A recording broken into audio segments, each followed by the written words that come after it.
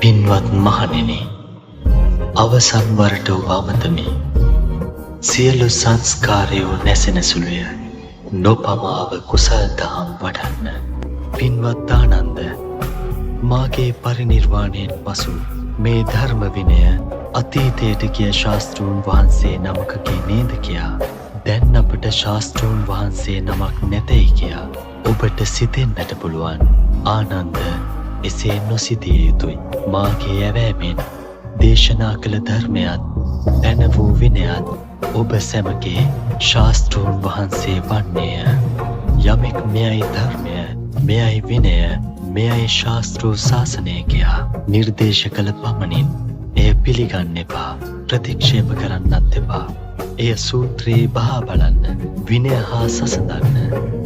ධර්ම විනය හා සැසඳෙන්නේ නම් පමණක් පිළිගන්න.